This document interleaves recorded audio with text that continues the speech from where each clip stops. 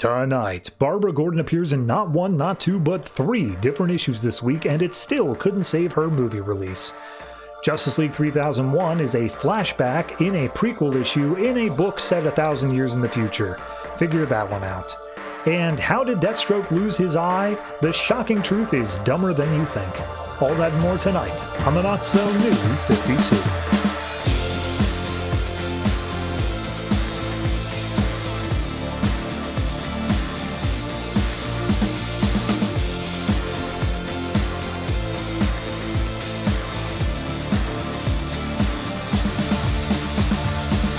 Hello everyone and welcome to episode 212 of the Not So New 52. I am your host and I'm going to take you back. I'm going to take you back to, maybe it was middle school, maybe it was high school, but just think back to your most irresponsible period of your life in school. You got that big report due. I mean, it's not that big. It's just like 2 or 3 pages you got to write. And you think to yourself, oh, it's only 2 or 3 pages. That shouldn't be so hard. I could put that off. And it's literally the last night before it's due. So you look at the clock, you get out of school. So, it's about like 3 o'clock. And you're saying, I still got time. 5 o'clock. I still got time. 7 o'clock.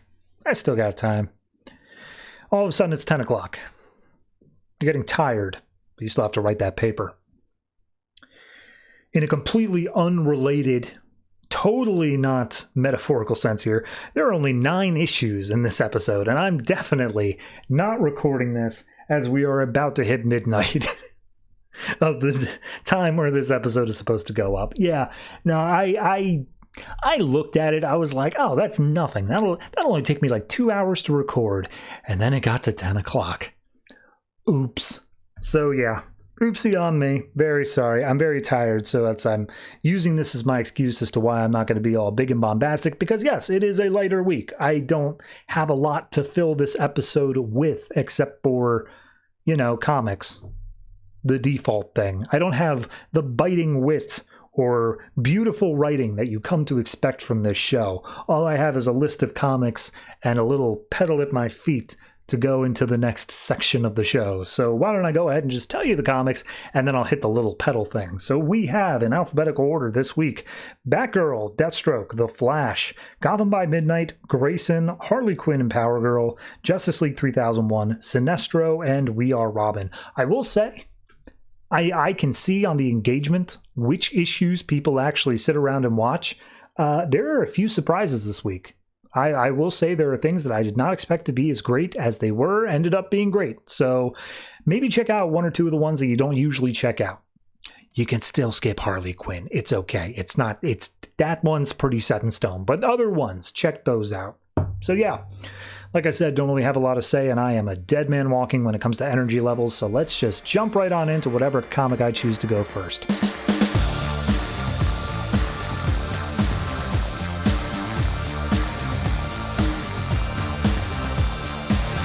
Grayson, number 12, written by Tom King and Tim Seeley, art by Mikel Janin. So last issue we had Grayson basically say, screw this, I'm done with Spiral, I'm going back to Gotham. And this issue, he's already back in Gotham. We see that he is with Alfred, and Alfred's like, look, we're not lying. Don't think of this as lying. We're just bending things in order to make them more acceptable. And we see that Alfred is putting a disguise onto Dick. He's giving him like a blonde wig and all that. And he basically says like, look, Bruce Wayne is no longer Batman. He has amnesia. He doesn't remember any of that stuff, yada, yada, yada. I'm letting him live in that world.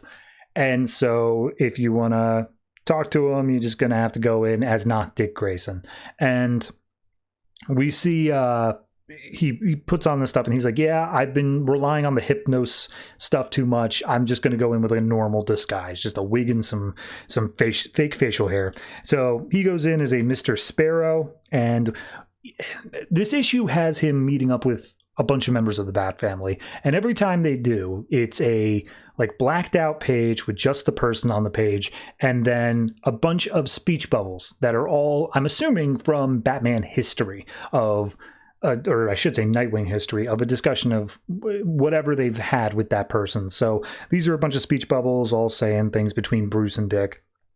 But Bruce is like, hey, can I get you something? I mean, I got a butler. He can get you something. What do you want? He's like, no, I'm good. And they just sit awkwardly opposite of each other. And Bruce is like, I'm sorry. Do we like have a fight or something? I don't know why we stopped talking. And also, I don't know who you are. And he's like, oh, no. We didn't have a fight. We were friends. I had to go away for work for a while. And he's like, oh, well, I'm glad you came back. Anyway, what's up? And he's like, well, I wanted to ask you for something. He's like, oh, is it money? Apparently, like, I have money to some extent. Maybe not the same amount I did before. He's like, no, that's not what it's about. Are you happy, Bruce? And Bruce is like, I don't know.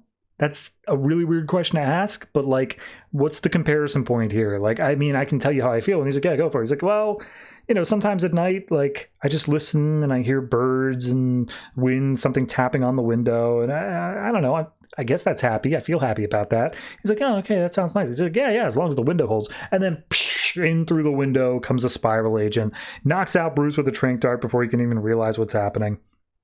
And we see that over the course of this fight scene, it's Agent Zero from Spiral. And she comes in and she's like, we've never met, Grayson, but like, I would have hoped you would have had your shirt off. Oh, well. So they get into a fight scene.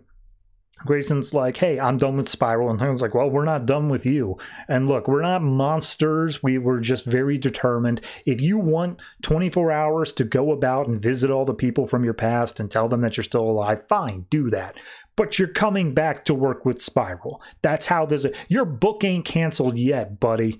So at that point, we see Alfred is trying to get into the room. He ends up kicking in the door, and Agent Zero is already gone. And by the way, she's wearing Hypnos that it has the swirl effect on, so we can't even get her face at this point. But Grayson's like, look, he's fine. Bruce is fine. He didn't even know anything was happening, but I need you to get me some things. And Alfred's like, for what? And he's like, oh, we're going to perform. So cut to Tim Drake and Jason Todd. Jason's punching Dick in the face, and we get all the speech bubbles and all that stuff. And Jason's pissed off. He's just like, you lied to us. I went to your funeral. How dare you, man? And Tim chimes in. He's just like, all that stuff that happened during Death of the Family. You remember that? You remember us having to be like, oh, Bruce lied to us all that time? The only reason we got through that is because we knew we didn't lie to each other. And look at you, man. You made us think you were dead for so long. And he's like, I get it. Okay, look, I'm sorry. I understand. You're right. And I'm sorry it happened, but I don't regret doing it. Like, it needed to happen in order to get all this stuff done. I have a top-selling book now, guys. I don't know what to tell you. So he pulls out 2 batarangs from his pocket and says, I took these from Bruce out of the Batcave. These were the first 2 batarangs ever made. You guys get to have them. And he basically says this long diatribe. He's like, I want you to know, honestly, I just need you to know that like this, that, the other thing. And he just gives in this little emotional thing as we get some glimpses of their past together fighting side by side. And then both Tim and Jason are like, wait a minute, hold on, are you doing the thing? And then we cut over to Babs, and we see it's the same sort of situation, all the speech bubbles and whatnot. And Babs is like, "No, I'm not doing this." And he's like, "Look, I'm sorry. Out of everyone else, I am so sorry for you specifically." And she just puts on her mask. They're on top of this like huge dam or bridge or something like that. And just like, no, of course you faked it all. And like, I had an annual recently, and I swear to God, I saw you in it. And like, yeah, no, that makes sense. It was you, wasn't it? And he's just like, it was. I'm sorry. Look, Batman asked, and I had to help. And it's like, of course. And screw the rest of us, right? And so Babs jumps off the edge of the bridge, and Dick is like, wait, I don't have a mask. People might be able to see me doing this. Oh, God. So he jumps after her and basically says, hey, back after Killing Joke, when you were still in rehab, we went to this place that was basically like a trapeze restaurant, and you can just like hang about on the bars, and it made us feel normal for a while. And I went back after we did that because it was kind of like a first date thing, and I stole one of the trapeze bars. Here you go. I brought it along. Take it. It's yours. I think about that night every day. And we get some glimpses of their past, that he says some sappy emotional stuff. And she's like, wait a minute. Hold on. Are you doing the thing? And then we see Damian. And both Dick and Damian are like, ah, crap, you're alive. And Damian just runs over, gives him a big hug, and says how he missed him. Very nice moment, especially between these two. And Dick's like, you're not going to call me an idiot? And he's like, you know you're an idiot. I don't have to tell you that. So Dick hands him over the hilt of the sword that Batman used to fight Roz in the desert back when what's his name? I want to say it's Neil Adams, but I might be wrong on that. During a sword fight in the desert, you know what I'm talking about. And he's just like, okay, I mean, sure, why not? And then Dick gives an overly sappy thing saying how proud he is of Damian. And Damian's like, wait a minute, are you doing the thing? And then we see the thing is that during all the sappy conversations, he was using the Clue Master's code, which is you take the first letter of each sentence and it spells out a thing. And for all of them, it was the words, break it. So all of them break their items, and inside are hidden messages. And we see Damian's actually doing his year of blood atonement thing that he's got going on in his own book. So Maya and Goliath are there. And he's just like, okay, well, it turns out that we've all got a part to play in this. And like, it ends up being that Damian is getting the password to log into Spiral by taking out, I can never remember his name, but the guy who showed up back in the issue like 2 or 3, where it's the Batman Incorporated traitor, and gets the password for him. Red Hood and Red Robin break into Spiral's office to enter in the password, and then Batgirl is somewhere else, seemingly like having to do with checkmate or something like that, and she is now into the computers, and it turns out all of this was just to be able to get a hold of the Hypnos controls and deactivate the masks when necessary. So Grayson is meeting up with Agent Zero, just like, all right, I did it, I said bye to everyone, and now I'm back at the facility. And he's face to face with Agent Zero, and Agent Zero is like, look, I'm sorry it had to be this way, but like, you know, you're too good of an asset. We're going to need you here. And, you know, it's all of us here. We hope that you understand that you're not alone in this. And Babs disconnects the Hypnos, stops the swirling effect, and Dick has his own Hypnos back in, so he's able to identify who this person is. It is Luca Netz, who I assume is the daughter of Otto Netz and the other Netzes that we have in this book. And she's like, now, do you understand that you're not alone? And he says, yes, I understand. I'm not alone. And we see him with a little smirk on his face because he's managed to best her at her own game. This is a wonderful issue. This is a fantastic little, like, okay, let's go around. We'll do the atonement stuff. We'll do him showing off that he's still alive to everybody. The Damian moment was great. The fact of Babs being upset and then referencing back to her own book as well. That's kudos on that. I have nothing bad to say about this issue. Top to bottom, it was super well done. And it's setting up the next arc as well of like Agent Zero is now this, I won't say antagonist, but this force that has to be overcome at the very least while he's still doing his Spiral missions. And it's not so easy as he can just leave anymore. So yeah, no, it's great. One thing I forgot to mention is the thing that gets him back in, the threat from her is that she's going to reveal Bruce Wayne was Batman, which obviously would be very bad for him considering that he doesn't remember any of it. But yeah, it's a great issue. I'm going to give this one, honestly, a solid 9. It's one of the best of the series, and the series has been nothing but great issues. So, awesome.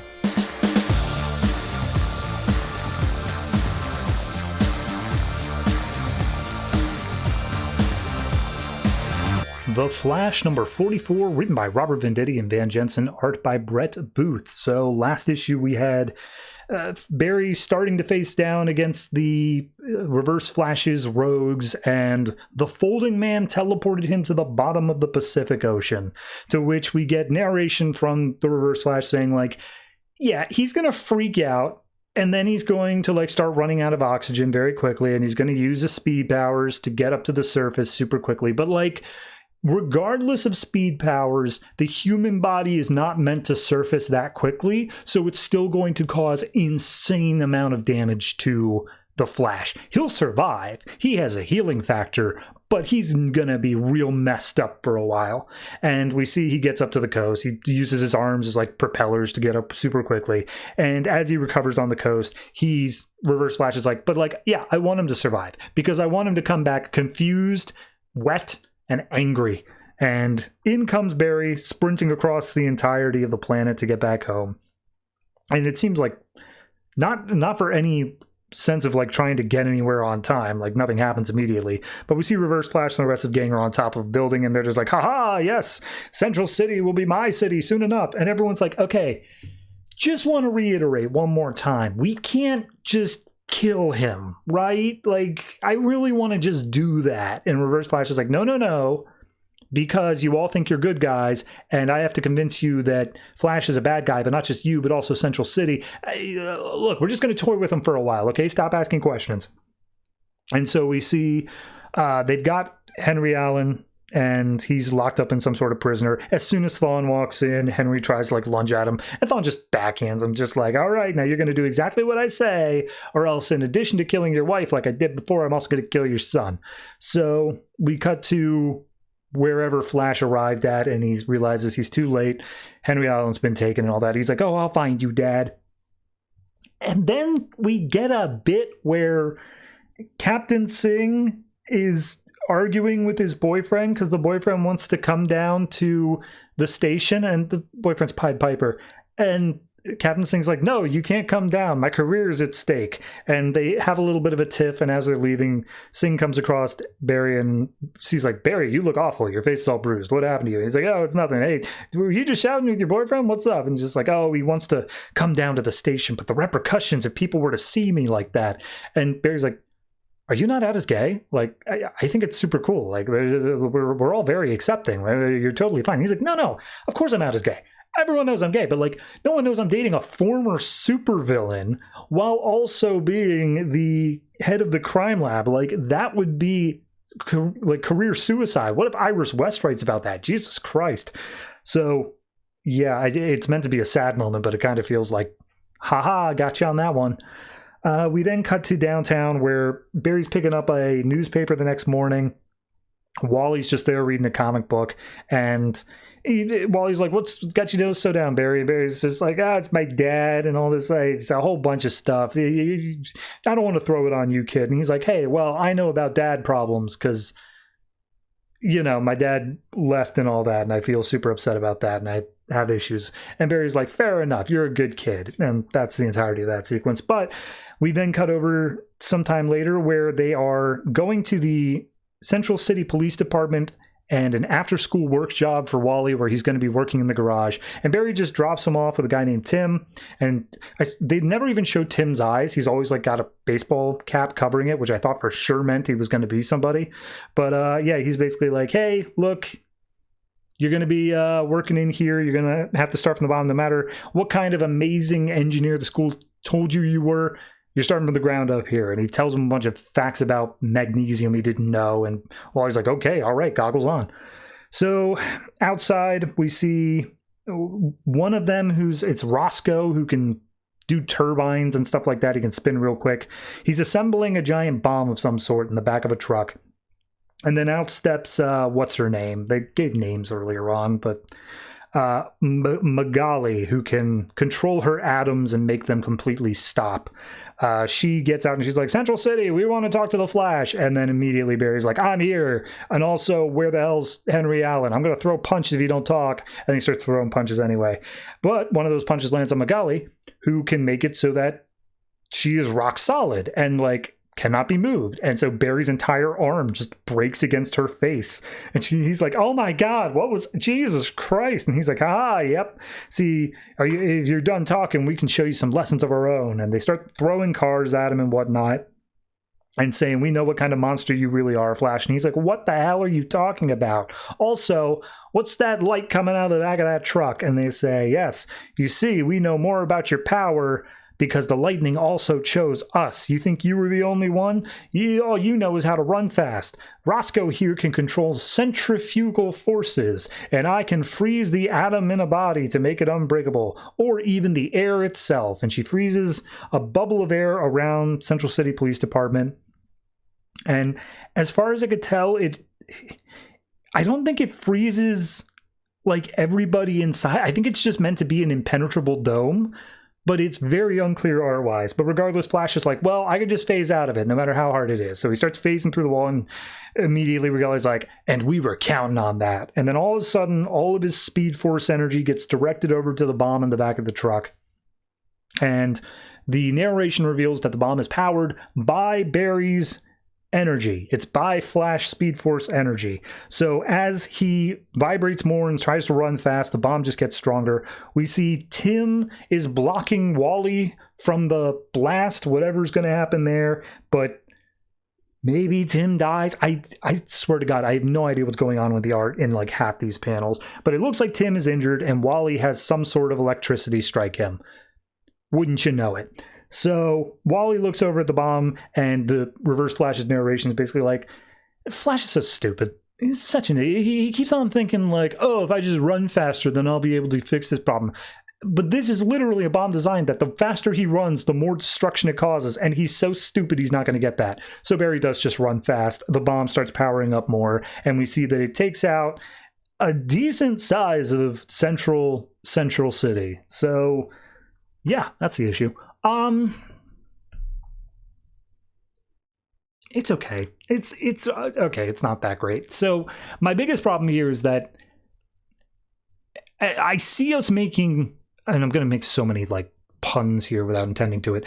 I see us doing forward movement here. I see us moving forward, but it feels so much like we're standing still. It feels so much like every single issue it opens up with the Rogue saying, hey, why can't we just kill the Flash? And Reverse Flash says, oh, because we got to do it this way. And then there's a bit where Henry, and what is he up to? And a bit with Wally, and what is he up to? And then like we just keep on showing these people, but it doesn't feel like we're actually doing anything with them. It just feels like everyone else is kind of standing still, and then the last like 3 pages forward the plot. Like last issue, Folding Man sent him to the Pacific Ocean. Oh no, that's tragic. That's a horrible thing that happened.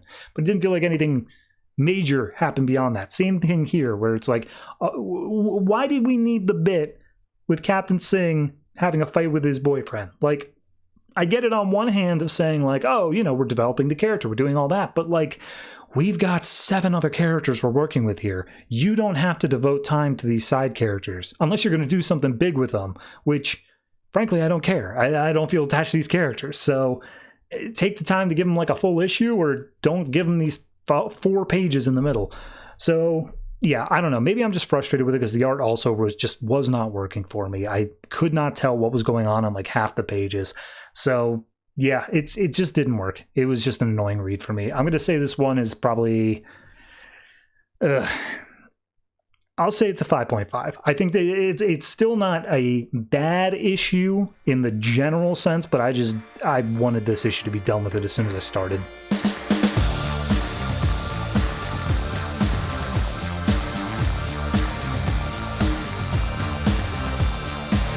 Gotham by Midnight, number 9, written by Ray Fawkes, art by Juan Ferreyra. So last issue we had the end show that the 13th precinct, the Midnight Shift, is being investigated by Internal Affairs and possibly up on criminal charges as well, because, dear God, there's a lot of death around them.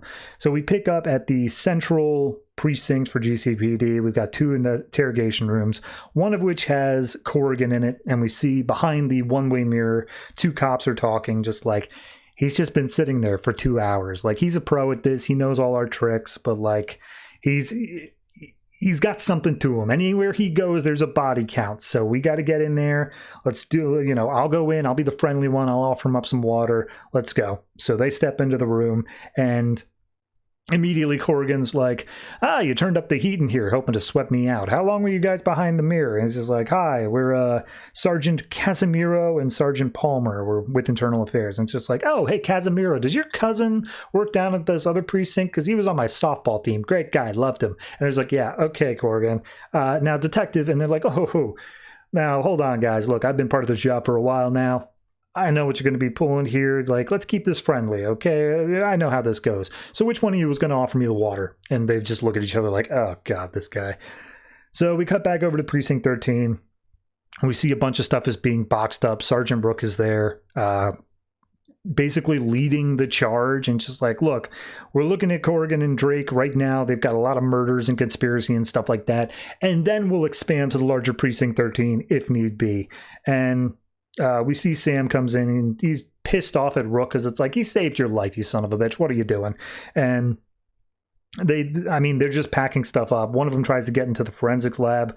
Dr. Tar's in there just like, this is all very delicate. Maybe I should, like, he's like, sir, please move aside. So then we cut over to the other interrogation room, which has Drake in it, Lisa. Where the hell did I get Jane from? Lisa is sitting there and she's just like, I don't have to say a word. I can sit here, just be completely quiet all day. Like, I'm not going to do anything for you. And just like, well, hey, Lisa, we're your friends. Like, why are you trying to protect Corrigan? He's not exactly a good guy. Like, we can help you out here. You might want to think about protecting yourself. And she's like, don't do that. Like, divide and conquer stuff. It's stupid. Don't do it. And he's just like, all right, well, fine. Look, if we find you guilty, you're going to Blackgate for life. And you know what it's like for cops in Blackgate. So if you won't help yourself, then we can't help you. And we cut back over into the main interrogation room. And they basically are just dressing down Corrigan. Just like, yeah, you were always a cop who had like a joke ready. Everyone loved you. You were cool. But you had a temper, didn't you? And it's just like, what do you mean? It's just like, well, in May of last year, there was a guy who mugged and strangled some tourists. You went ahead and took the lead. You followed him down. You were following him, and then all of a sudden he shows up missing his hands, and it looks like he tried to dial 911 with his nose, but someone kicked away the phone. And we get a little flashback through Corrigan's eyes of the Spectre doing that. And Corrigan's like, yeah, I'll take that water now. Are we still offering that? And he's like, oh, what about last July? There was a human trafficking case, and they were found in pieces in a shipping container. And Corrigan's like, well, that one, they weren't exactly human. So, and it's just like, right, yeah, totally. Also, Batman Eternal happened. You were in that book. What were you doing in Arkham, buddy? Like, what was going down there? And he's just like, look, none of this is on me. It's not me doing this. And he's like, no, who was it then? So we cut back over to the lab, and Dr. Tar, a bunch of other stuff happens, but Dr. Tar basically says, hey, those black flowers we've been seeing, we've been taking them as an omen, this thing of bad things are going to happen, but we've been misinterpreting it. These are actually trying to lead us to where bad things are going to happen in order to get us there to stop them from happening. It's marking them. It's a signal. And whatever it is, it's not Echondrid, the demon thing or whatever, that wants Gotham to be destroyed. Whatever's causing these flowers is on our side. So we then cut over to Lisa's room again, and she's like, okay, let me guess. You're going to say that you guys are my friends? It's like, yeah, of course we're your friends. A hell of a lot more than Corrigan. Look, are you afraid of Corrigan? Because, he's a scary guy, right? It's crazy how much stuff is going on. And Lisa just laughs and just like, hey, look, we can deal with Corrigan. We've got that handled. Like, he's nothing compared to them. And Lisa seems like personally offended, just like, oh my, I can't believe it. But then all of a sudden it turns out that she's not actually offended. She's actually in pain. And she's like, oh God, oh no, you guys need to get out of here. Evacuate, get everyone out of here now.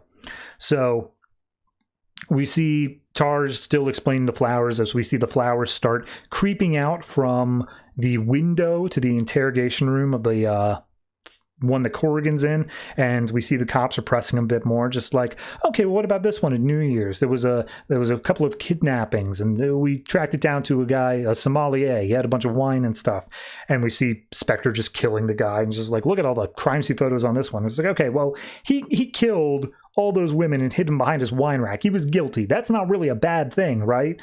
And he's like, oh, so that's why you executed him. And he's like, no, I didn't do that. Meanwhile, Drake's on the ground, writhing in pain. She's freaking out. The other detectives are like, what do we do? So at that point, the detective in Corrigan's room are just like, look, Gotham knows about superhumans. Like, there's a woman who controls plants with her mind. We got some here. So why don't you tell us about the Spectre? And Corrigan's like, we're not going to do that. And they start reading off Sergeant Brooks' report about how there was a flash of light and this thing came out saying that, the Spectre judges all and those who sin would die then and there. And Corrigan's like, all right, you better let me out of this room right now. And one of the cops stands up, tells him to sit down, and they keep on going. They keep saying, like, look, all of this stuff, you don't have any casework. It's all just your quote-unquote instinct. And then they turn up dead. So Corrigan just is like, it's not me. All right, it's not me. I'm not the one doing this. You want to put me away for this? It's not going to stick because it isn't. And they're just like, okay, well then answer this. why does the Spectre only go after the people that you're investigating? I mean, if it's God's judgment, as you say it is, shouldn't the Joker be dead? Shouldn't all of, like, Gotham's most notorious killers be? Why is Victor Zsasz still running around? And Corrigan's like, I don't question God's plan. I don't know. And they just keep railing into him. Meanwhile, Drake is like, seriously, everyone out of the building now, quickly. And tensions just keep on ratcheting up until eventually they accuse Corrigan of, like, this is you. The Spectre is not God's judgment, it's your judgment, and you kill these people. And Drake in the other room starts screaming, which, of course, her thing is, if you hear her scream, there's going to be a death, like, real super soon. So, at that point, Corrigan, they say, like, Corrigan, look, I get it, you're a good cop, but sometimes you get there too late, bad things happen, you want to see justice happen, you get angry, you have a special power and you let it out, and you end up killing them. And Corrigan's like, you don't understand. That's not how it is. So as Drake is screaming, we see that it doesn't get into the next room, but there is the gap between the two rooms. You can see it's starting to move through. And they basically say, look, here's the deal, Corrigan. Either you take the fall for this, or the whole midnight shift is going to have to take the fall. We're gonna put Drake down for multiple murder. Tar's going to go to Arkham. Weaver will be fired and disgraced. And that sets off Corrigan. His body starts glowing. He's just like, no, you leave them alone. You don't touch them. And as the other cops come up, just telling him to calm down, out comes the Spectre. And the Spectre just straight up murders both of these cops. He explodes them from the inside out. And Corrigan looks up and he's like, they weren't sinners, though. They were cops. They were just doing their job. Why would God want this? And the Spectre turns back to Corrigan and says, you wanted this. It's you. It's always been you. And Spectre goes back inside of Corrigan. The alarms are now going off, crashing noises everywhere, and the room is just coated in blood and guts as Corrigan just sits there trying to come to terms with what he just heard. And that's the issue. This is a good issue. I really this is top down. It's really changing the status quo. It's I mean, if it's a retcon, sure, yeah, all right, it's a retcon, but like, at least it's taking a big swing here. I like the idea of it, of this idea of like, no, you have a guy who had a near-death experience. That's what they say in the thing, is that it was he basically died, came back and said it was God's will, and now he's the Spectre or whatever. But like, yeah, no, it's something to say that it's only the people he deems to be sinners or that he gets angry at or whatever. That does raise the question of Sister Justine a couple issues back. I'm curious how they're going to square that one. But regardless, it was great issue. Fantastic. You could feel the tension really racketing up. So I'm going to say this one is easily I'm almost going to say a 9. I'm going to say an 8.5. But it's fantastic. Top down, just really great issue.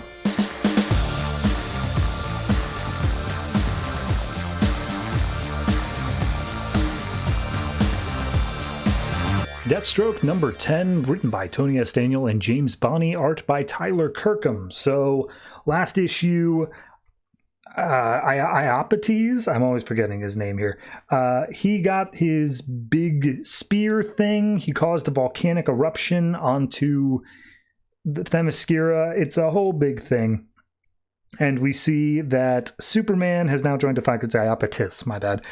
Superman's joined the fight, and now we just basically break it down a little bit. So Iopatis is basically like, all right, I'm going to kill you all. This world is mine. I'm undefeatable now. And Superman steps up and is just like, well, try fighting me. To which Iopatis uses his spear to send out a magic blast, which obviously Superman is vulnerable to magic, so he just goes back into a mountain.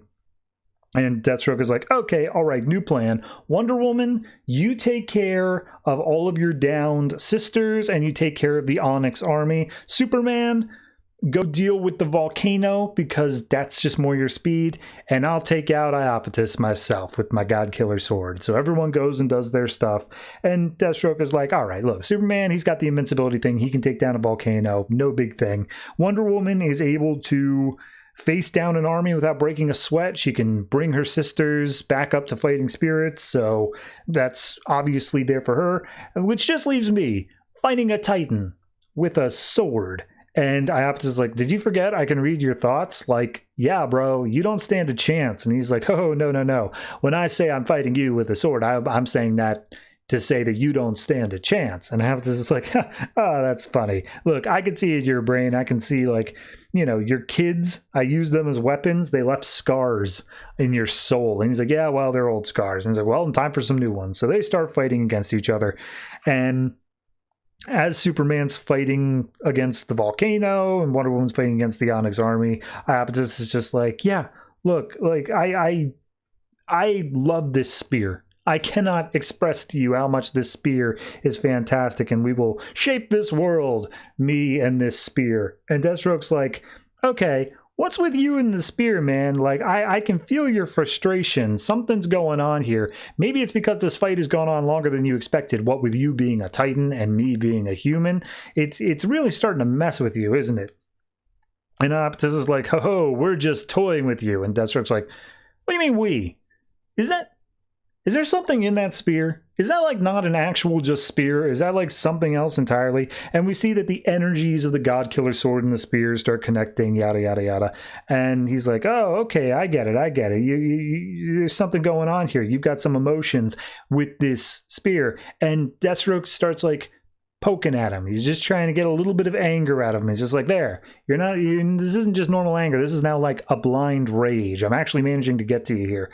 So at that point, the energies of the spear show just a flash, just a little fleeting thing of a woman. And Deathstroke's like, all right, now I get it. This is a vessel containing some woman's spirit. Who is it? Is it your mother? Is it your wife? Is she a whore? And Iapetus is like, oh, okay, nah, I'm rolling up my sleeves now. You don't talk about her like that. So Deathstroke just keeps on prodding. He's just like, well, I mean, she looked freaking hideous in that spirit form. You may as well keep her in the spear. Probably better looking anyway. And that manages to get Iapetus into a blind rage. He's distracted, and Deathstroke goes in and manages to use the God Killer sword to slice through his spear. And whatever spirit was inside of it is effectively killed. And Iapetus is like, that was my sister, man. Her life force was here, and now it's cast into oblivion. How dare you? And Deathstroke goes, well, sorry, not sorry. And Iapetus is like, all right, let's go over the new game plan here. First, I'm going to rip out your heart. I'm going to feed it to you, and then I'm going to feed it some pigs, and I'm going to go after your kids. I'm going to make sure your kids know that the reason I'm going after them is because of you, and they will damn your name on their dying breaths.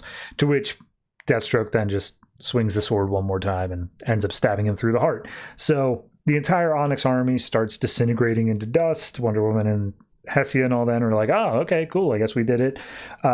It looks like Superman's taking care of the volcano. I mean, there's still a lot of lava and smoke and whatnot, but fair enough. And Deathstroke is basically saying, like, look, we won, quote unquote, but like, there's been a massive damage dealt to Themyscira as a whole here, and it's not just going to be immediately undone. Like, there's a lot of work that's going to have to be done here. But Deathstroke pulls out the sword as the body decays into like Thanos dust, and on the edge of the sword is a still beating heart of Iapetus, and in comes slow clapping Hephaestus, going, well done, you've done what no other mortal could do. And Deathstroke's like, all right, I need some answers though now, because this is too much, and I can easily kill you with this sword. So who ordered the hit? And Hephaestus just gives the whole rundown of like, look, Apollo, back before all this happened, died. He was killed by the firstborn and all that. And he had a secret thing in his will that basically said, get someone to kill the statue of Iapetus, because it could be a threat to our entire family if it is allowed to live. I've been keeping it in check. Someone has to go take care of it. Turns out, though, Apollo's a dick. And what he actually was doing was, if I go down, if I end up dying, I want Iapetus to be freed to kill the rest of the Pantheon, because screw the rest of you. And at that point, the Pantheon shows up, just all in their weird little glowy forms. And Hephaestus is like, all right, so there is one more bit to the contract I didn't tell you. You killed a Titan. And that is technically a crime to the Pantheon. So if you kill a god, you have to do a blood sacrifice. So sorry, not sorry. And Deathstroke is like, I literally just saved you all, and you're gonna do this to me? This is what you're gonna do? And Superman and Wonder Woman just watching from the side like, I mean, he did do it, so let's not get involved. And they show Roux and Jericho and are like, all right, here's your blood.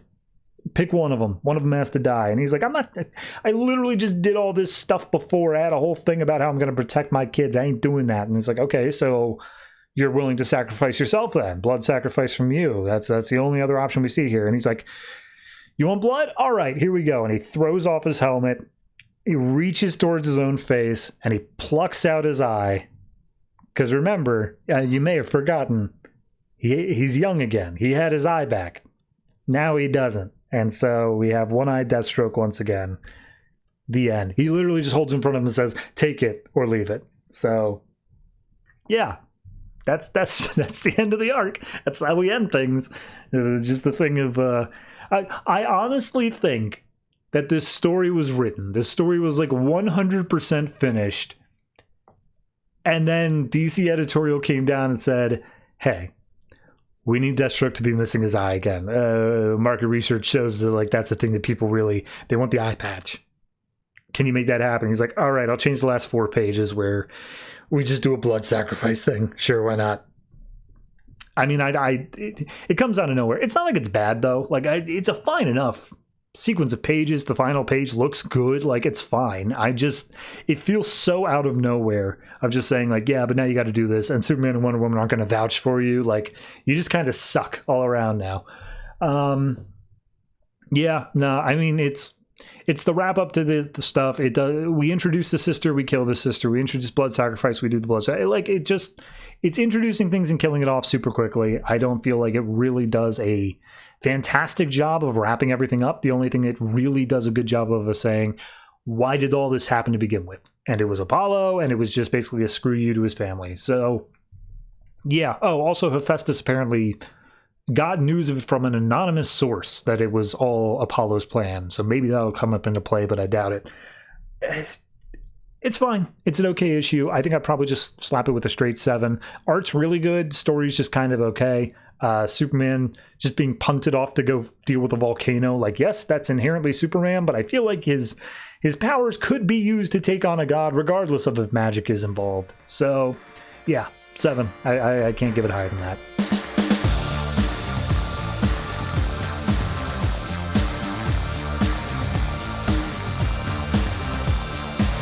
Batgirl number 44, written by Cameron Stewart and Brendan Fletcher, art by Bengal. So last issue we had a bunch of tech people being attacked by tigers. Turns out that Alicia's fiance Joe might be tied up in all this, and then the ending revealed some new tiger-themed villain. So we open up with Batgirl. Turns out that she's thinking back to a conversation she had with Alicia, who's like, hey, we can't go to the police about my missing fiance because we're activists who break the law significantly frequently. So, yeah, we just kind of need to hope that Batgirl can maybe get roped up in all this.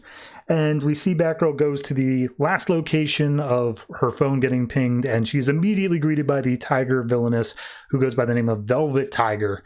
And she's like, haha, I knew you would show up. I wanted to see who that Joe woman was in league with, and now I find out it's a bat person. So, whoopee, I get to kick a badass. And immediately Barbara's just like, oh, be careful what you wish for. And fires off a batarang to wrap her up in like a grappling rope. She does have some sort of extra strength, so busts out of that, and she's like, oh, but I know all the secrets of your fancy technology. And she pulls out this weird computer gun thing, squeezes the trigger, and then all of Batgirl's gadgets on her utility belt just start exploding. All of her smoke bombs, everything just starts going off, and Velvet Tiger runs off. So we cut over to Kadir, who is inside of Fawkes Tech. He's looking up something on the computer, and he's shocked when Batgirl shows up, saying, wait a minute, hold on, I thought you knew I was supposed to be in here. And it turns out that Kadir received a box that has a bunch of evidence that clears his name, that says that he is definitely not the person who was killing all those tech people. And its return address is Delphi, which of course implies Oracle. And she's like, oh, it's just Frankie. God, I gotta kill her. So it turns out that, yeah, the GPS tracking says he didn't do it. Luke Fawkes shows up and is like, Batgirl, you look like you've been in a crazy fight and all of your tech has gone off. What's up? And so she passes it off to Kadir, who then plugs it in. It's like a batarang or something, just plugs it into the computer and is like, oh yeah, no, this is crazy. She managed to interrupt the clock on your computer and it's like super high tech. Like, I can't believe she'd be able to do it. And they pull up the code and they use a bunch of techno jargon that doesn't make, I mean, I'm sure it makes some amount of sense, but it doesn't make sense to the average reader. And basically says like, yeah, that code is the signature of one of the guys who got killed. He was attacked here at Fox Tech. And they quickly put the piece together that all the people who were killed were actually freelancers who all did work for this company called Gilcom. And the head of Gilcom is a girl named Lonnie Gilbert. And then immediately Barbara has a flashback about how the girlfriend of whatever his name is, Jeremy, the guy who's leading her PhD stuff, he was going out with his girlfriend named Lonnie. So at that point, she's like, oh, all right, this is all coming together. I'm understanding this now. So she goes and confronts Jeremy and is like, yeah, you collected biometric data on Kadir in order to frame him for all of this, and you're helping out your ex-girlfriend. And he's like, yeah, I am. And she's like, why'd you do it? And he's like, well, she always gets what she wants. She goes into a rage otherwise. But also, she has a drive that has all of my PhD dissertation stuff on it, including proof that I plagiarized a lot of it.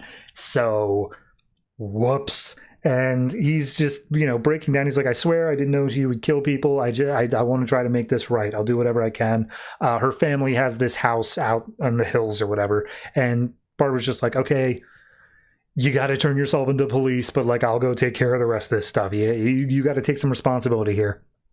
And so we see Alicia is trying to call Joe, trying to get any sort of response, and she's sitting outside this house in the hills. Batgirl shows up, and she's like, oh my god, Batgirl, I can't believe it. You're here. This is great. I was hoping you'd show up.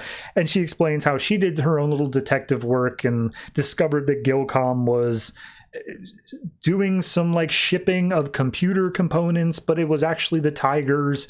Whatever. Point being is that she tracked it down here, and she's like, okay, cool. I'm going to go save her. You stay in your car and don't come in. So we go over to inside the house. We see Joe is strung up over top of a tiger pit, and Velvet Tiger's like, ho, I've tried so hard to instill loyalty from all the people who work for me, but it never worked out. And I honest to God, I don't really know what her motivation here is, but she says that she's going to be able to do an insurance claim on the lost computer parts that she put on the invoice, and also keep her tigers. So at that point, Batgirl busts in, and they immediately start fighting. The Tigers get involved as well. Batgirl has some trank darts, literally like blow darts, not even out of a gun. She's just like, thump, and all the Tigers go down. Velvet Tiger's super upset about that, so she starts slashing. Meanwhile, Alicia shows up, climbs in through the ceiling, gets Joe's attention, and manages to get her out. And as the Velvet Tiger fight continues, we see Velvet Tiger grabs a trank dart from one of the Tiger and stabs it into Babs' leg. So Alicia and Joe are out, they're safe, but it looks like Babs is now at the vengeance of Velvet Tiger as she pulls out two giant meat cleavers and also says, oh, you're so cute, I could just eat you up. So maybe there's a cannibalism route, I don't know. But regardless, in comes a bat bike, or some sort of bat bike, and it knocks over Velvet Tiger, knocks her out. Babs is all delirious. She's like, what? Why is my bike? I didn't summon the bike. And then the bike starts talking to her, saying, Batgirl, focus on my voice. I'll get you to safety. And she's like, this seems weird, but okay, Bat Bike, I'll listen. So she hops on. She gets strapped in immediately by the bike. The bike says, don't worry, I've already called for the police. They'll take care of Velvet Tiger. And then we cut to the next day where she's at a coffee shop with Luke Fawkes, and it's like, yeah, what was with the talking bike? Do we have any idea on that? And just like, no, that's crazy. I have no idea what's going on. And we see Barbara says, look, Luke, I'm asking you here out for coffee for some nefarious means. I need you to hire Frankie. She was a good computer programmer. She'd be great at your company. And he's like, yeah, I know. I already tried to hire her. She said no. She said she was going down a different career path, to which Barbara was like, son of a bitch. Okay, Luke, we need to talk about other stuff then. And she basically shares the whole Frankie wants to be a superhero thing. And Luke basically tells her, like, you're going to have to let her. Like, telling her no is not going to stop her. You know that's not how this works. You have to be there and, like, train her and show her the proper way to do things so that she doesn't get hurt. And Barbara's like, yeah, but if she does get hurt, I'm going to feel awful about it. And Luke's like, okay, well, I told you my bit. Anyway, you dating anybody? And Barbara's like, I'm sorry, are you offering? And he's like, yes, I am. So they kiss, and he says, all right, well, not that I want to rush this or anything, but do you want to go to a wedding? And then we cut to Frankie, who has been absent all issue. She is sitting out in like some abandoned area, and she has this weird computer attachment on the back of her neck that allows her to control a series of drones, as well as the bike that we saw from earlier. And we see that's her superhero thing. She's going to be able to do a Doc Ock, control technology to some extent. I like it. I was a little bit at the end of the last issue like, who's this tiger lady? Why should I care? Because she just came out of nowhere. And honestly, with this issue, I still feel that way. I don't feel like there's any good motivation or anything like that. But using it instead as this springboard to say Frankie's getting involved with this stuff, and Joe and Alicia, just all the external stuff, all the stuff that's on the fringe of the villain plot is actually a lot more interesting than the villain plot itself. So yeah, art-wise, it's also good. The fight scenes feel very well paced. I don't have a problem with how this book is constructed. It's just the villain was boring as hell. So the Luke thing came out of absolutely nowhere. I'm going to reserve judgment on that one. I don't think it's bad as it stands right now, but it does feel very rushed, which makes me think that this isn't going to be something that sticks around for even like 5 issues. I see this going down in flames next issue, but we'll see. So I'm going to say this is I'll give it a 7.5. I feel it at least gets that. It may be close to the 8, but I just don't feel right saying it. So 7.5.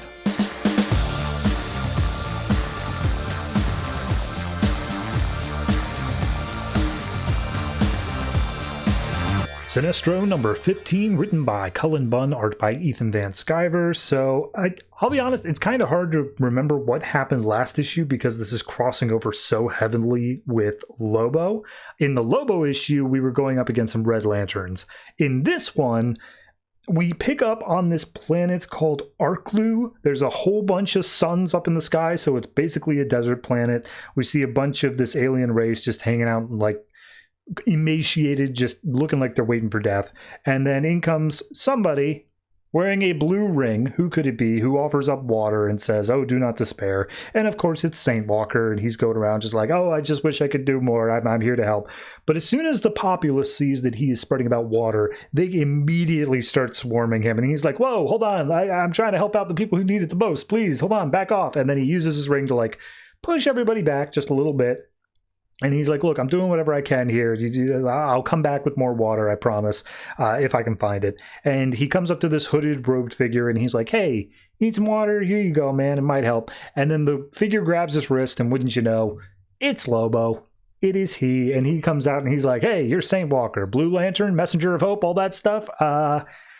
You can't do anything unless you're in the proximity of a Green Lantern, and therefore you're screwed because there are none left, which means I could easily kill you, but I ain't gonna, because that's not part of the deal today. And as he throws Saint Walker down to the ground to like take him in or whatever, the people of this planet all grab like sticks and stuff like that. They're coming after Lobo, and he's like, now hold on, I've been specifically told not to attack civilians, but you all are now carrying weapons, which means I'm about to go full bad cop on the rest of you. So we see him going around just beating the ever-loving crap out of this people's planet. It doesn't seem like he kills them, but he at least beats him up really bad. And we get some narration from Sinestro saying, like, yeah, this is Lobo. He works for an assassin guild, but now he works for me because I hired out the assassin guild. So that's neat. And we see Lobo's basically telling him this, like, oh, if I ever find a rain cloud, I'm going to get rid of it. I'm going to make sure none of you ever get any water again. If you even think of the word water, I'm going to cut that thought out of your brain. And as he's threatening these people, in comes a yellow lantern ring and says, Lobo, you have the ability to instill great fear. And he becomes a yellow lantern. To which he looks at his finger and says, ah, God, not again. And he cuts it off and says, I told you once, told you 1,000 times, I'm not joining your stupid corps. So the ring then flies off to find another host, and he's like, all right, I'm going to have to go deal with this. So he throws St. Walker over his shoulder, gets back in his ship, and we see he goes up and goes to Sinestro's ship planet, wherever it is he's at right now. And is like, hey, man, here's your St. Walker guy, but I swear to God, we need to have a talk, because if you try to get me into your corps one more time, it was funny the first, 3 times. It is not funny anymore, and I am sick of this. And then in steps Becca, who's like, if you get any closer to Sinestro, I am going to decorate this place with your intestines. And Lobo's like, oh, okay, you want to try that? Look, I can feel you doing your whole love thing. Like, I feel it trying to creep in. It doesn't work on me. So what are we going to do here? And Sinestro's like, hey, it's all right. Look, Lobo, I get it. Like, sorry about that. And Lobo's like, no, you're not. You're trying to get me to be one of your little cronies. That's not how I work. And he's like, no, I know that's not how you work. Look, the ring is coming after you because you instill great fear. I can't help it if you do that, okay? But fine, fair enough. I will make sure that you do not get any more rings as long as you go out and take care of all the other Lantern Corps that are still potentially going to be a problem. So Lobo storms off. Lyssa Drax follows up and says, hey, Lobo, you're now technically intertwined with the Sinestro Corps, even if you're not a member of it. So give me your history. I want to know everything about you. And Lobo's like, aren't you banging Sinestro? Isn't that the whole thing? Why are you coming on to me? And she's like, I don't know. This isn't a exclusive thing. So we then cut over to St. Walker, who's walking with Sinestro. He's got on some shackles. And Sinestro's like, hey, look, sorry about the shackles. If you tried to run, I wouldn't want that for you. And St. Walker's like, well, I saw 15 yellow lanterns on the way in here. I doubt I would be able to escape. And he's like, oh, no, you wouldn't be able to escape. I'm not worried about that. But one of them might kill you. And I don't want you dead. That's not what we're doing here quite yet. So he basically leads St. Walker out over top the planet of Arclu, the one that we saw before. And he's like, no, okay, here's the deal. Your blue ring can charge the ring of any color. It can heal people. I can use that. That's very useful for me. And St. Walker says, yeah, well, I can't do any of that unless I have a green lantern ring. Willpower needs to be around. And Sinestro's like, okay, well, there are none. All the green lanterns are gone, and who knows if they're ever going to come back. But I'm here to convince you, St. Walker, to put your hope in me, Sinestro, because I think you're going to like what you see here. And St. Walker's like, that's not how it works. And he's like, all right, well, maybe you just need some motivation. Let's look down at the planet here, shall we? And we see Warworld descends upon the planet. It opens up, and a bunch of manhunters, which have all been painted yellow, I assume reprogrammed as well, they come stepping out. And St. Walker's like, what are you doing? You're sending down manhunters to that planet. The manhunters are always bad news. Don't do this. Oh, God, are you making an example of them? Sinestro's like, maybe I am. Why don't we keep watching? So all the manhunters go about the planet. The Arcluians run as much as humanly possible. And we see one of the manhunters holds this giant crate over his head, and it looks like he's about to smash this small kid. And all of a sudden, the crate opens up, and Sinestro says, I brought them food. I brought them water. I brought them everything they could need because, these people are starving, and it falls upon me and my new force to care for them, to help them. And he basically says that, look, I want order. I want there to be order amongst all these people. People who are starving, people who don't know where their next meal are going to come from, they get desperate, they commit crimes, they are bad for order.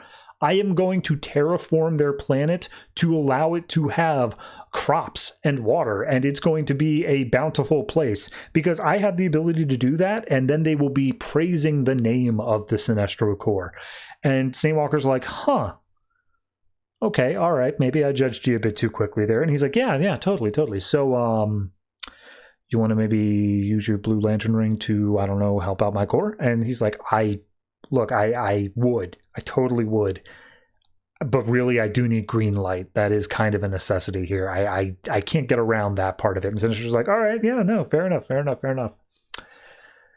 right, we're going to take you down to my labs, and we're going to tear apart your ring, figure out what's holding you back, why you can't use yellow light, and then we're going to do whatever we have to do to make that work, including things that are very, very painful for you. Anyway, have fun. And that's where the issue leaves off. So I like it. I think it's a fun little issue. Like I said, it's blending with the Lobo series. They are so intertwined at this point. I don't think it's really fair to say that they are separate. But you've got the image of Lobo being a Yellow Lantern. You've got him going off doing whatever with Lysidrak. And then I like the idea that Sinestro comes in and says, you are theoretically the last Blue Lantern. I know you're not a fighter. I'm not here to kill you, but you're going to work for us. And it's got kind of this weird mafioso vibe to it. This idea where St. Walker doesn't have a choice, but at the same time, Sinestro is doing good. So it's this weird... Honestly, it feels to me how the beginning of the Red Lanterns book was, when they said at the beginning of the Red Lanterns, yes, we are all full of rage and we do bad things, morally, but we're going to do things good ethically. And it's kind of that same sort of line here. So overall, I enjoy the issue. I think I'm going to say this one is... I'm going to say an 8. I think it honestly cracks up to that point. The only thing I'll say is that it's very short. It reads very quickly, a lot of big spreads and such, so I would have liked it to be a bit longer, but can't complain.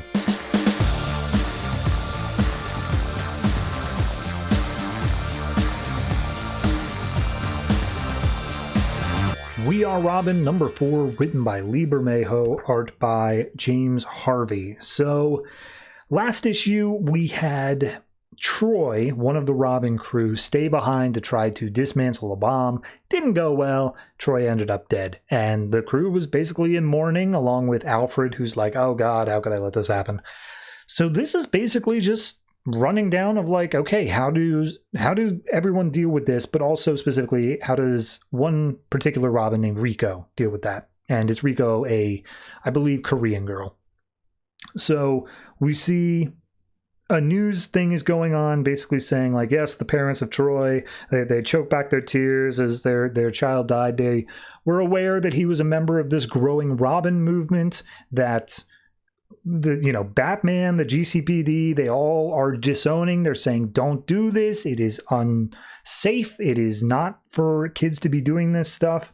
But there is some people who say this is a tradition in Gotham, that whenever the going gets tough, whenever the city starts beating down people, that normal people come and they stand up and fight against crime and do what they have to. And that's, it seems to be a thing that recurs over and over again. But regardless, a young man has died, and that is very sad regardless. So I just want to call out on this page, this book is so pop art. It is so it's a collage of just all these different styles, all these different patterns on top. It is very much going to be a love it or hate it. I come down in the love it side of things. I think it's very unique looking for what it is here. So kudos on that. So we cut over to Rico, who is in class, and we see that she has Barbara Gordon in her Batgirl costume sitting next to her. And Rico's just talking to Barbara, saying I know what you're going to say. I get it. I feel bad enough as it is, but it shouldn't have happened. That's not the way it works. And I'm not stupid. I know there are risks, but you're a superhero. You don't know what it's like to lose. And then the teacher's just like, Rico, who the hell are you talking to? And it turns out she's just imagining this. She sees Batgirl as a role model. So we see she's in band. She's texting some people around and looking at Twitter or whatever else. We see there's a bunch of background characters that have their own little mini stories going on of them interacting with other people and moving past whatever grief they have and all that other stuff. But Rico ends up going home, and she's reading Lord of the Flies for school. And in walks her mom saying hey, just wanted to check in. How's it going? I didn't see you last night. You didn't really come out of your room. And she's like, yeah, I wasn't hungry. It's yeah, this is about that kid at the other school. I know you may not have known him or whatever, but it's okay for you to be upset about it. And she's like, no, I didn't know him. Of course, just straight up lying. And just like, yeah, they're saying they're part of this Robin movement. And there's all these kids going out there putting on masks, being a hero. And Rico's like, I think he was just doing what he thought was right. Think what he did meant something. And the man's is like, yeah, it's brave what he did, but it's also foolish. And like, he didn't think about how his parents would feel in this exact situation. And Rico's like, maybe the parents are proud of what he did. And it's like, well, maybe, but nothing is worse as a parent than losing a child. So it's a dangerous movement. And I hope that, you know, you're aware of that, at least, that the sheep follow each other to the slaughter. And Rico does not take that well. She seems to be very angry about that. We see she gets a text from one of the other Robins saying like, hey, did you go to the funeral? And the mom's like, oh, is that cute boy you wanted to go and ask out? And she's like, Mom, seriously, come on, get out of here. So the mom comments on the Lord of the Flies book saying how much she loved it back in school. And then the rest of the issue is told with this parallel storytelling with what I assume is Lord of the Flies. I'll admit, I've never read it.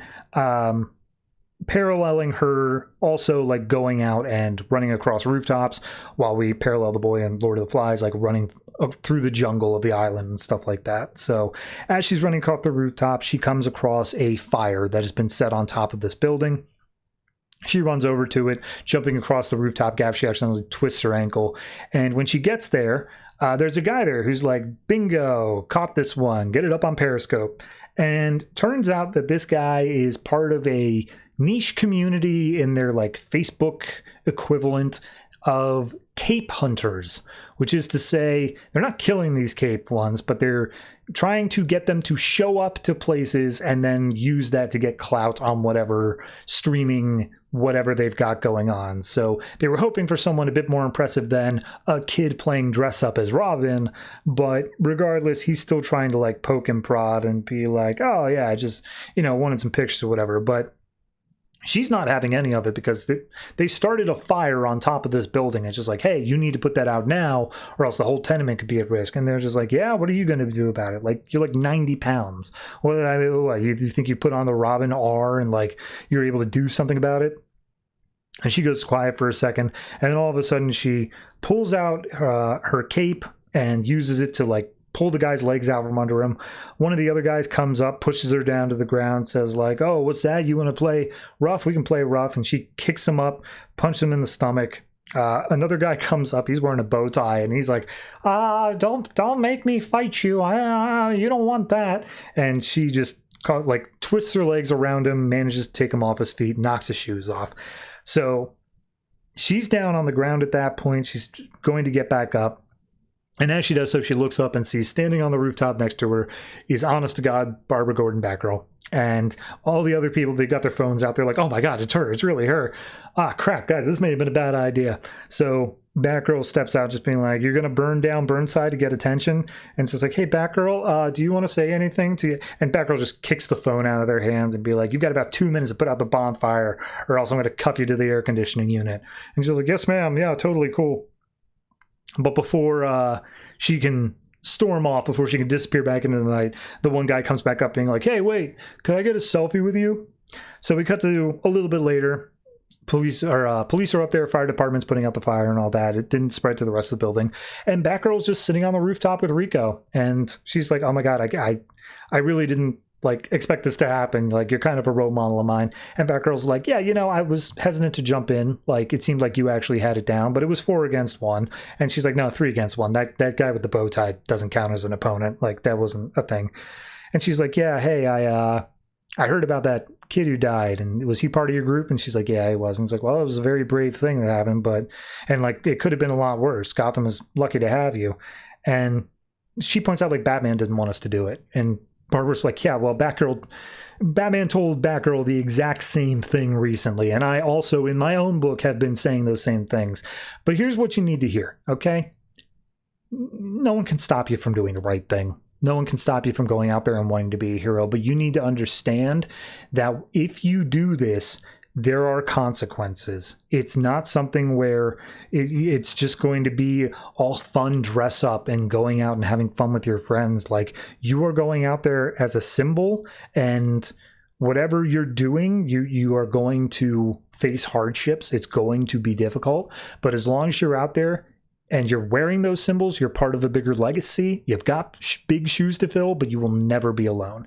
And yeah, I mean, that's basically where it wraps up. We get some other stuff. Like I said, it cuts around to a bunch of different people and like how they're dealing with their grief or whatever, but that's basically the issue. I really like this one.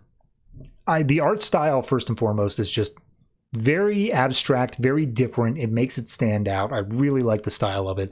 But even on top of that, the story being told of, you have a guy who, you know, it's the same thing of like Damian dying or Dick Grayson dying or any of this other stuff here, Jason Todd, where it's, how do you deal with the grief of, you go out there, you put yourself at risk, everyone knows that you're putting yourself at risk, and then something bad does happen. And these are just kids as well. Like they don't know any better. And it's nice to have this thing of like, no, it's, bad things are going to happen if you do this, and you need to be aware of that. And it feels like the sobering fact that pushes us from a bunch of kids playing dress up and like playing superhero to actually going out and knowing what they're doing and saying like, no, this is for something bigger. This is for something greater. They may have said the words before, but now it feels like they mean it. So no, I'm curious to see, you know, this was just Rico's lesson here, but I'm sure it's going to fan out to the rest of the group as well. I'm curious to see how it all shakes out, but I really did like this one. So I'm going to give this one an 8.5.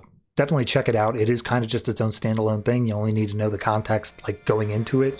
But no, it's just a great issue.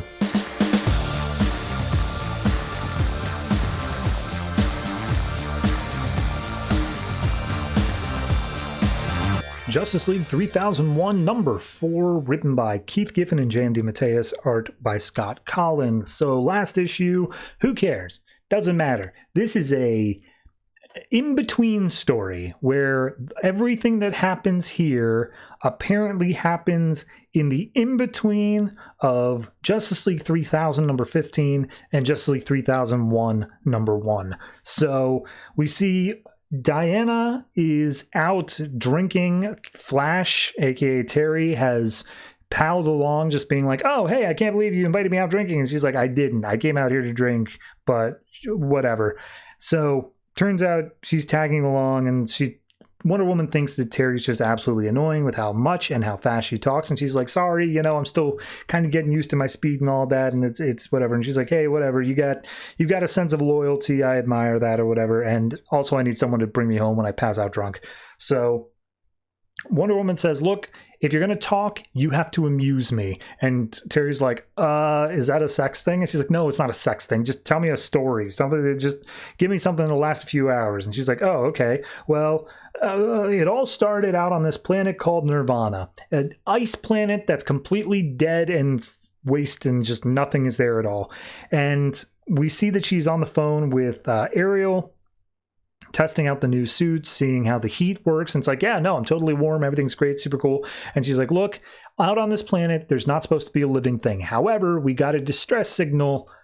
We want you to go find out where it is, okay? You go take care of that and figure out your powers on the way out. And she's like, awesome, can do. So she runs off.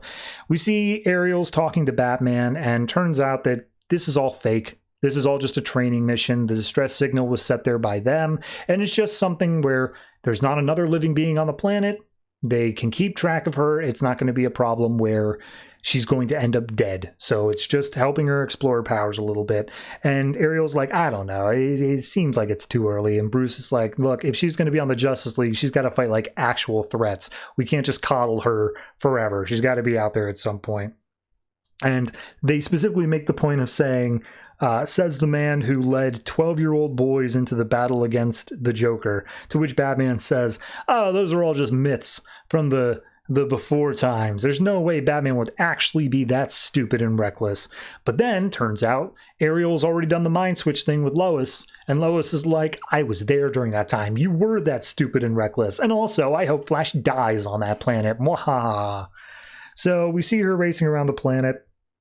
And she's just like, yeah, you know, I was just trying to be accepted by the team. I wanted to prove that I was valuable as much as Barry Allen would be. And then turns out that she's running so fast across a snow-covered planet, she's accidentally caused all of her like backdraft to cause an avalanche. So she's running and she sees a building and she assumes it's unoccupied. And she's like, well, if I can get in there, I should be safe. And she runs in, slams the door, and inside is someone who's just messing around with some tech stuff and just like, wait a minute, who are you? And she's like, what do you mean, who am I? Who are you? And this person's like, wait a minute, did Lois send you? I told her I didn't want to be a part of her stupid team. And she's like, what? Lois? Lois who? And he's like, I don't know, Lois. What are you talking about, Lois? I have no idea what's happening. And then all of a sudden the avalanche hits them and knocks over the whole building. And it's like, man, what was that? And Flash is like, sorry, that was me. That was what I was trying to outrun. I'm my speed got the better of me. And this other person's like, wait a minute, Speed, I know you. You're the person who pretends to be the Flash. And she's like, excuse me, I am the Flash. I got the DNA to match it. And the other guy's like, no. I knew Barry Allen. You're not Barry Allen. He's like, wait a minute. How could you know Barry Allen? It's like, well, Justice League's not the only one coming from the 21st century. And she's like, wait a minute. I recognize you're Mr. Mirror. And he's like, it's Mirror Master. Come on, man. Don't do that. And she points out that he's a villain. He's like, no. Look, I came back. My rogue days are over. I came out to this planet for like peace and quiet and meditation, figure out what kind of life I want to lead in this new century. And now I'm going to die in this building buried under 10 tons of snow. And she's like, don't you have the ability to pass in other dimensions? And he's like, yeah, with a mirror. Do you see a mirror around here? And she's like, oh, let me check. And she starts running around and she ends up stepping on like the only remaining mirror in this place. So he gets super pissed off and he's just like, okay, so when are you going to start digging? She's like, what? And it's like, you have super speed. You could dig us out in like 10 seconds. And she's like, oh, yeah, I guess I could. Okay, well, let me give it a shot. So she starts tearing through the walls, manages to get her way up out on top of the snow. When she gets out there, she comes across this tiny little tiger cub that has like fins on its back. And she freaks out about it, runs back into the hole. The tiger cub runs out. And Mirror Master's like, what are you doing? She's like, oh, there was a creature there. And they're like, no, nothing is alive on this planet. There's no way that you saw something here. It's like, I did. Look, there are tracks to prove it. So Mirror Master's like, all right, fine. But they're tiny tracks. So it should be something that you and we can easily take care of. There's no way it can ever be something bad. And they cross the ridge. And there's a whole group, pod, whatever you want to call them, of these fish, bear, tiger hybrid things. So they all start growling because they're all huge. And Flash is like, okay, we got to get out of there. So Mirror Master hangs on to Terry's shoulder as she just starts sprinting across the landscape. And he's like, oh my God, the heat friction's going to kill me. And she's like, oh, right, sorry, I forgot that was a thing. So she comes to a very ungraceful halt. Mirror Master gets up being like, well, that was fun. And she's like, I'm sorry, I didn't mean it. And he's like, no, really, that was fun. Like, I've been bored out of my mind being here on this planet. I have no idea what I wanted to do, but like, I'm here, and as long as the others don't find me. And Terry's like, what do you mean the others? And he's like, I don't know what you're talking about, the others. Anyway, don't worry about that.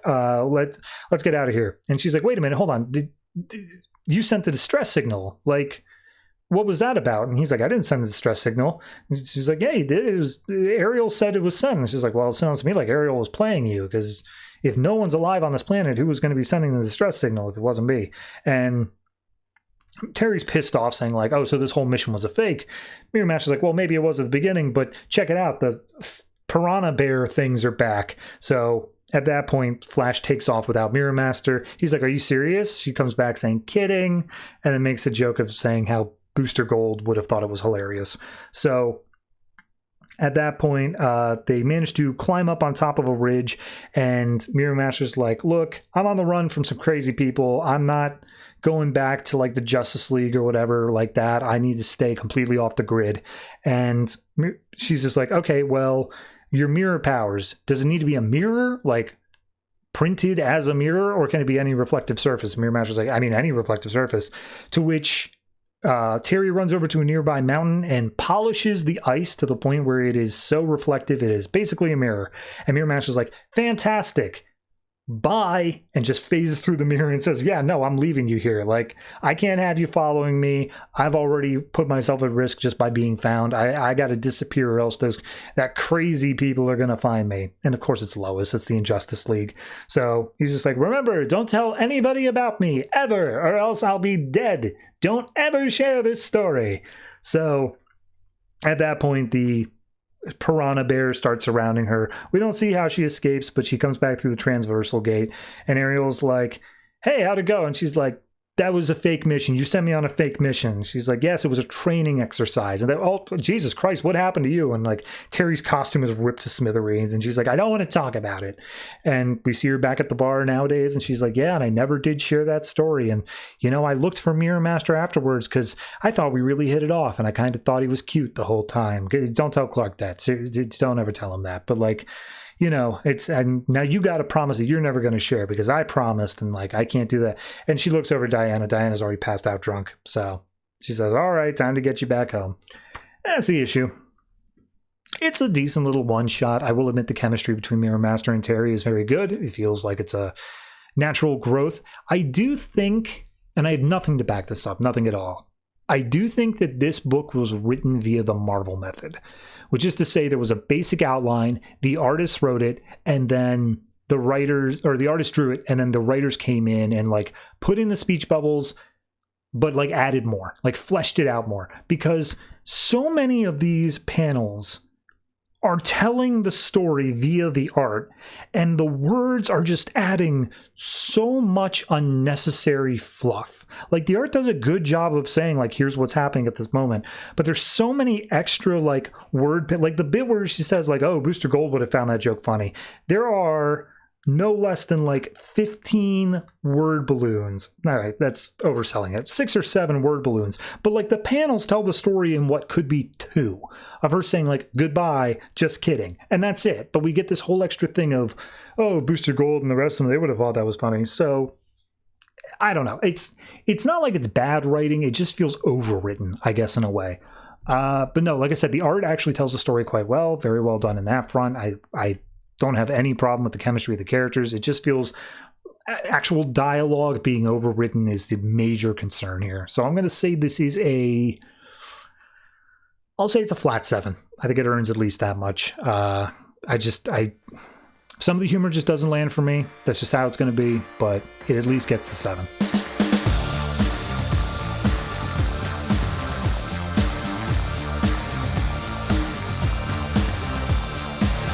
Harley Quinn Power Girl number 4, written by Amanda Conner and Jimmy Palmiotti and Justin Gray, art by Stéphane, Roux, and Elliot Fernandez. So, last issue we had Power Girl fighting against Vartox, and he's brainwashed, he's all evil or whatever.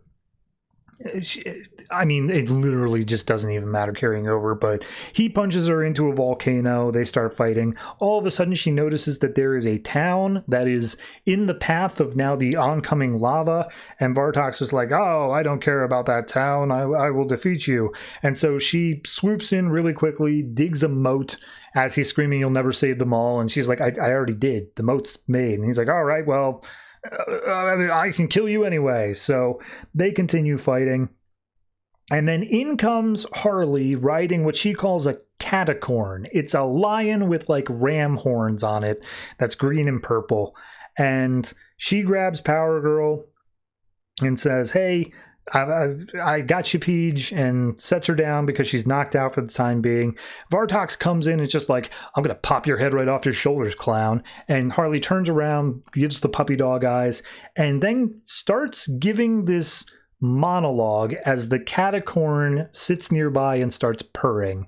And Vartox is like, that purring noise, what is it? It's so calming. And he starts like not being as angry. And Harley's monologue basically boils down to like, you know, I also had an abusive relationship some time ago. And it's kind of makes it hot to not know what's going to happen next. Is he going to kiss you? Is he going to spray you with acid from a flower? Is he going to use you as a human shield? Is he going to hug you?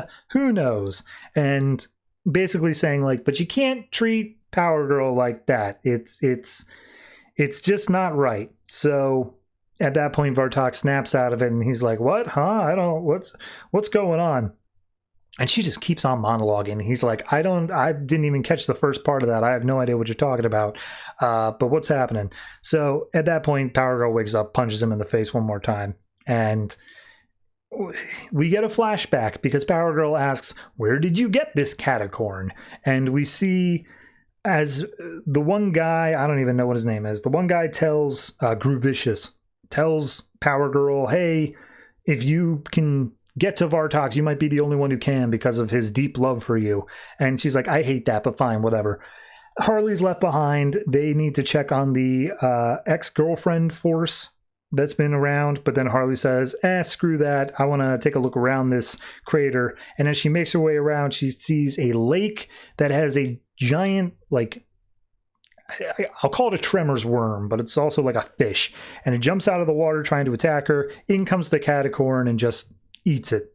And Power Girl's like, that seriously, that's how you want to say it went down? And Harley's like, what? Animals love me. So at that point, Vartox comes in, lays a smooch on Power Girl. She's like, that was unsolicited, punches him into a canyon wall. And I guess the catacorn has left now because Power Girl's like, you got to get rid of that thing. And Harley's like, it's already gone. Don't worry about it.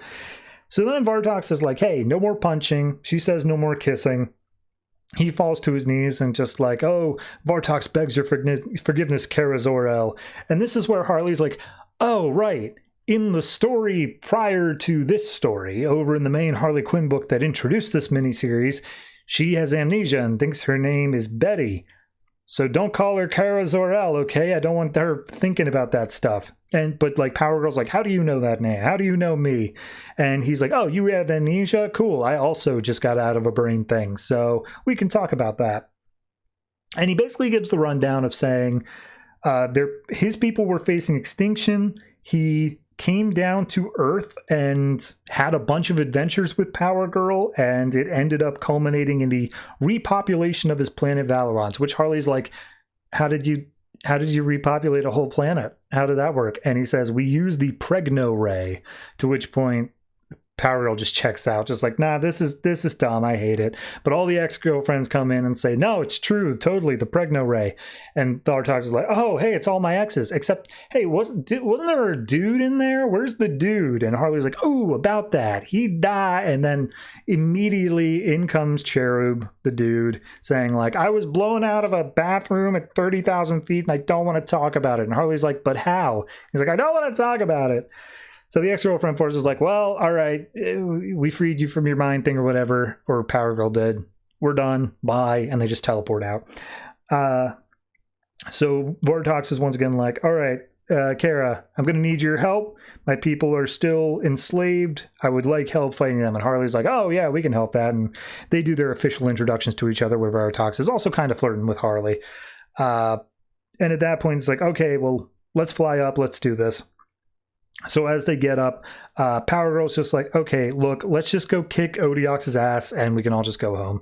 So they make their way up. Harley's like, hey, like, you seem like you really hate him. What's that all about? Because clearly there was something there. And she's like, no, there was never, like, whatever he's saying, it must be lies, because there's no way I'd be attracted to that.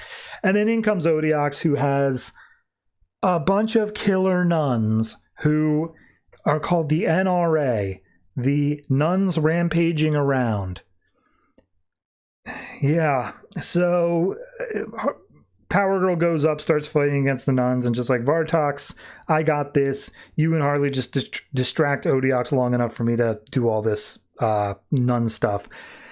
We see, I don't know, a whole thing where they flirt a little bit more, where Harley gets caught after an explosion. It's whatever.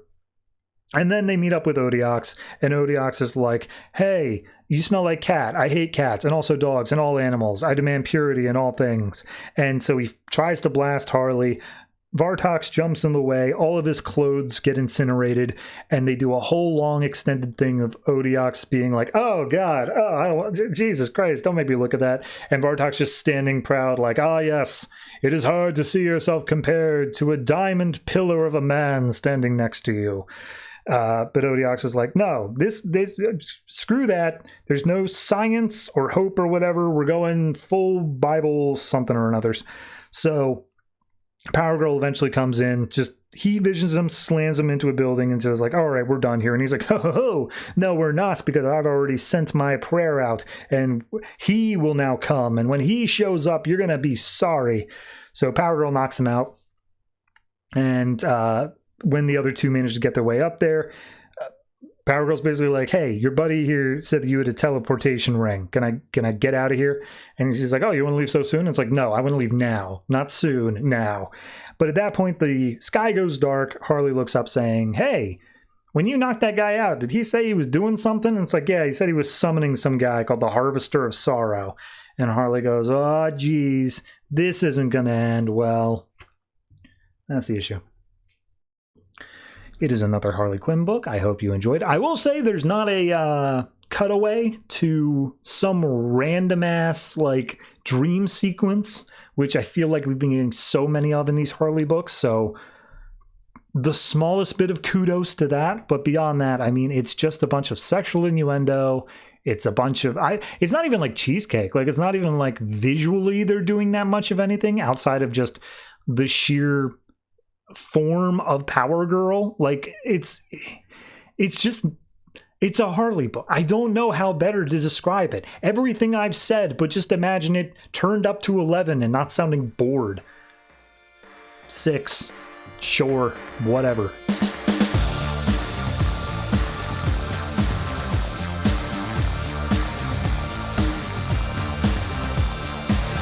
And that's it. That is all the comics that were put out by DC Comics this September 23rd, 2015. And next week is a 5th week. You know what that means. Honestly, I used to say that because it meant I would do a whole bunch of extra stuff like backups and maybe like ratings or something like that. But doesn't mean that anymore. It means I have 7 books and I'm not going to be doing anything else on top of that. I mean, 7 books is nice and all. It means a nice short episode. But the reason I'm not doing anything else special on top of that is because at some point within the next 2 weeks, I'm going to remain nebulous on this fact. I'm getting married. So, kind of want to free up as much space as humanly possible to do things related to, possibly the biggest date of my life. So, I mean, it's either that or beginning/ending this show. And I'm only lucky my fiance does not watch this to hear that joke. Tee-hee. Anyway. Next week, let me tell you what we got coming out. So next week, there is annuals. The annuals include Batman, Grayson, and New Suicide Squad. And then in terms of normal issues, we have Aquaman, Justice League, and Superman. That's only 6. What am I missing? There's a Green Lantern annual as well. So, yeah, I may have messed all that up. To be fair, everything's kind of blurring together right now because if you remember at the beginning of this episode, I said it was after midnight. It's still well after midnight. I am closer to sun up than I am sundown. So, yeah, I'll take care of whatever all that is. But hopefully you'll join me, even for a shorter episode. I promise you there is plenty of jokes in store because the next week following that is issue number 1 of Telos. And I'll probably already have that read. And I cannot wait to make jokes at Telos' expense. It's eating me up. I really want to have it. Anyway, if you have any comments on any of the comics I've talked about last week, this week, any week at all, go ahead and add them into the comment section down beneath the YouTube video. Or if you're listening to an audio feed, you're like weeks behind. I'm horrible at uploading on that. Go to the YouTube feed. It's so much more current. But if you are, we have a subreddit, a Discord, a Patreon. Links to those are in descriptions in various different places. Feel free to check them out. Also, I guess I should say this at some point. This will be the only time I ever say this.